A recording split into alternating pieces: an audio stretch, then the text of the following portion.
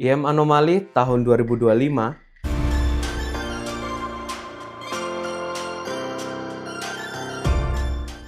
Selamat datang di Sekedar Review.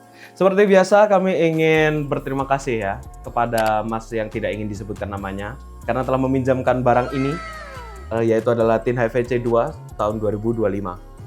Sayang sekali, mungkin ini bukan box anime ya, cuma ada trait unik dari boxnya yang nanti bakal kita bahas satu-satu. Bicara seputar Tin Hi-Fi ya, lini Tin Hi-Fi itu nggak jauh-jauh dari satu trait yang unik, yaitu adalah ada satu huruf dan satu angka. Seperti pada contoh T-series ya, bukan T-series yang YouTube yang kita kenal, tapi maksudnya Tin T-series. Itu ada T1, T2, T3, dan seterusnya. Dan kemudian ada C-series, yaitu ada C0 atau C0. Terus habis itu C1, dan yang kebetulan yang aku bawa kali ini adalah Tin C2 tahun 2025. Tin C2 itu punya banyak pilihan kabel ya. Ketika kita mau membelinya itu ada pilihan 3,5 dengan mic dan juga Type C. Kebetulan yang aku bawa di sini adalah varian Type C-nya. Dan karena dia menggunakan Type C, pastinya dia juga udah ada DAC-nya dengan yang support sampai dengan PCM 32 bit 384 kHz. Tin Hi-Fi juga memiliki varian warna yang beragam ya, khususnya pada Tin C2 sendiri ini ada varian gun color, kemudian varian black dan juga varian white. Intinya warnanya macam-macam lah ya.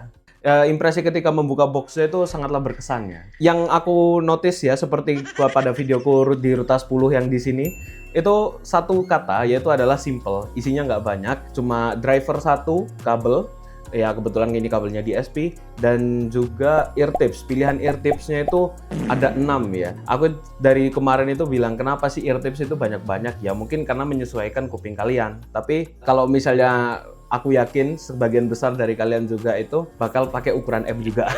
Jadi buat apa 6 banyak-banyak? Kecuali kalau misalnya dari 6 pasang itu 3 pasangnya dari varian yang lain, bukan secara varian yang sama. Seperti pada contohnya pada brand Tangsu ya. Tangsu itu punya 3 pair yang sama dan juga 3 pair lagi dari Tang Sancai. Beda dengan ini isinya 6 sama semua. Nggak mungkin kalian pakai semua. Selain dari ear tip juga yang sangat banyak dan bejibun, juga ada satu hal yang perlu aku mention ya. Kalau nggak aku mention nanti kasihan. Yaitu adalah kitab-kitab, salah satunya adalah kitab garansi. Oke, bicara soal driver ya, bentuknya itu cantik. Kalian bisa lihat di sini ya, bentuknya itu sangatlah cantik, kesan Mac dan futuristik dengan hiasan 3 baut yang dipasang di pinggir-pinggir. Makin kerasa apa ya, lebih kayak mesin nih mungkin, karena aku nggak tahu ya, Mac mesin nih. Intinya bentuk dan estetikanya itu sesuai dengan marketingnya ya, itu adalah Mac Warrior. Jadi kerasa makin gahar, lebih kayak romansa laki-laki yang suka genre-genre mecha gitu ya. Cuma ya nggak banyak sih yang bisa aku komentari sih ya. Housing drivernya itu juga pakai bahan metal yang kerasa solid tapi juga nggak berat. Beda dengan beberapa IEM yang memang besi, yang pakai besi, dia kerasanya berat, tapi kalau ini nggak, surprisingly ringan. Drivernya juga pakai bahan dari PU dan juga LCP. Mungkin kalau LCP di video Ruta 10 udah aku jelaskan, tapi kalau misalnya PU itu belum aku jelaskan, yaitu adalah polyurethane. Intinya itu jangan tanya detailnya, kalau soal nama-nama kayak gini aku nggak tahu. Jadinya kalian bisa cari sendiri di internet. Cuman yang aku tahu adalah driver jenis PU plus LCP ini sudah sering dipakai di IEM yang setingkat di atasnya. Contohnya kayak Zero Red atau Kevin Delci. Untuk kabelnya sendiri ya, bicara soal kabelnya sendiri tuh pilih-pilih, karena kalau dilihat lebih teliti, pinnya itu kerasa lebih deep insert dan nggak semua dual pin itu cocok.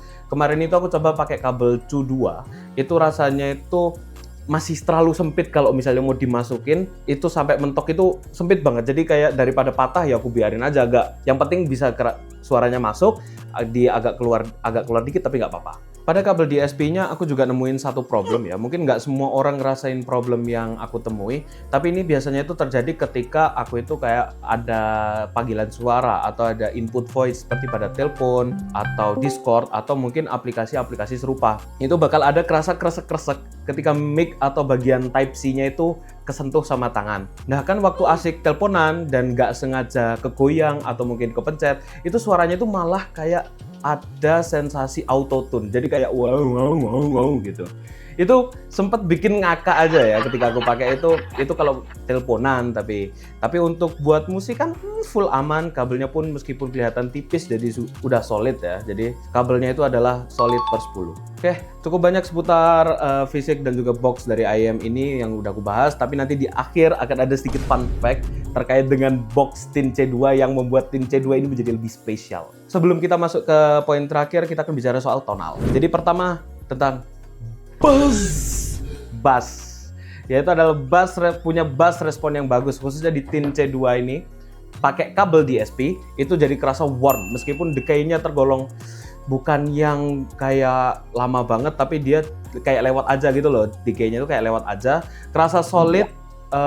Dan menurutku pribadi cukup rambling, clean dan nggak bleberan kemana-mana, cuma bukan tipikal yang bass head banget. Jadi mungkin teman-teman yang bass head atau yang suka kerasa bassnya capek dum itu nggak bakal kerasa satisfying banget, cuma ya, buatku pribadi cukup satisfying, bahkan agak over bass ya, karena memang kupingku bukan kuping bass tapi kuping treble ya. Ya itu tapi opini pribadi ya, intinya kerasa imersif dan nggak kurang. Bicara mid, terasa natural dan clean.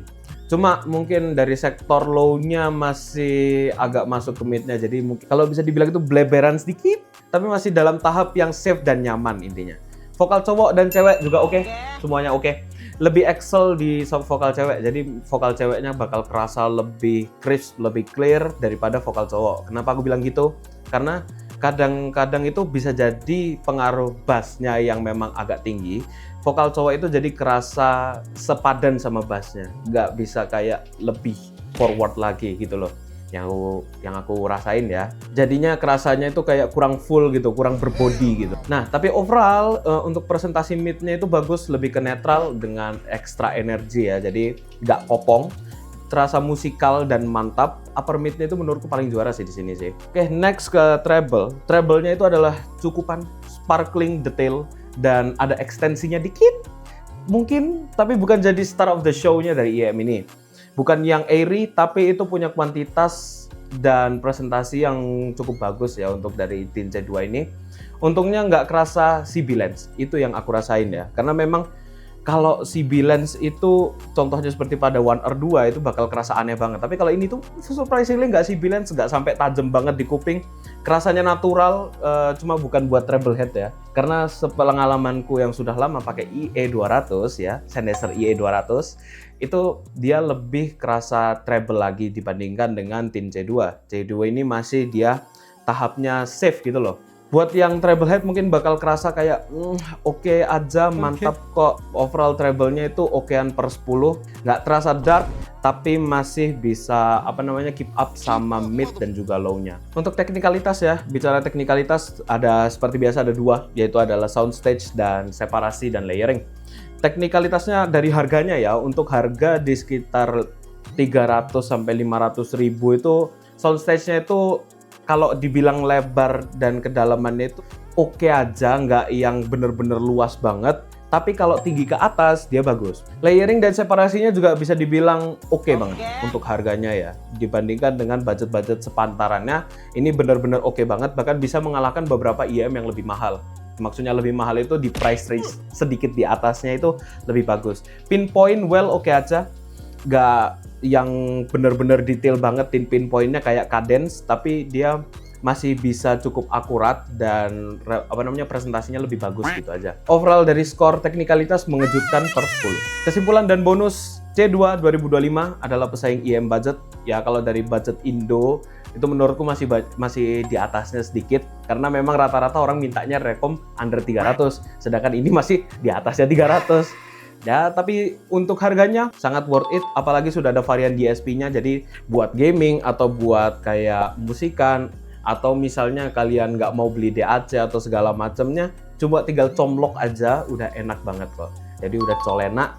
Sama untuk pribadi ya, sebagai pecinta J-pop ini my favorite pick, untuk pick kesukaanku untuk J-pop. Kalau untuk J-pop ini benar-benar mantap, dan juga dari review lain aku dapatkan itu mungkin kerasa kurang rumbling, ada yang bilang decay-nya kurang, Jadi mungkin itu bisa berpengaruh ke genre-genre kayak yang memang fokusnya itu di situ. Tapi untuk overall J-pop, mantap. Ada bonus dikit seperti yang tadi udah aku bilang di awal video terkait dengan C2. Dan ini alasan kenapa mungkin ada yang suka, ada yang enggak, dan ini alasannya kenapa aku sebut anomali. Yang pertama itu adalah dari performanya, atau performa driver, performa IEM-nya itu benar-benar melebihi ekspektasiku di price range seperti itu. Di price range-nya maksudku. Tapi ada satu lagi yang membuat aku bilang dia anomali, yaitu adalah ini. N52 High Sex Energy Neodymium Boron. Yang aku sama sekali gak paham ini maksudnya apa sampai aku googling. Jadi maksudnya itu adalah High Magnetic Energy Neodymium Boron, mungkin ya magnet. Intinya dia itu magnet. Sedangkan ini karena produksinya sedikit aneh, dia langsung transliterasi mentah-mentah gitu. Jadi pakai kata-kata ini. Mungkin ada maksudnya. Salah satu maksudnya itu gimmick untuk supaya orang percaya kalau misalnya pakai IM ini tuh bakal langsung irgasm gitu. Jadi kalau misalnya dengerin pakai ini pasti irgasm. Dan langsung dipakai buat ASMR tante-tante yang untungnya saya nggak suka ASMR ya. Aku pribadi nggak suka ASMR, tapi masih bisa irgasm kalau pakai IM ini, khususnya buat lagu-lagu J-pop yang wow. Dan sekian dari review kali ini. Mungkin aku ngomongnya agak cepet ya, karena memang lagi excited aja sama C2 ini. Boleh kok kalau misalnya kalian mau request IEM atau misalnya barang lain buat di review, karena memang aslinya itu kita nggak spesifik ke IEM aja atau ke audio aja. Tapi kalau misalnya kalian ada masukan, tulis aja di komen. Jangan lupa untuk like, subscribe, dan kalau kalian tertarik, dan follow akun sosmed kami. Seperti biasa, percaya co-oping sendiri, dan bye-bye.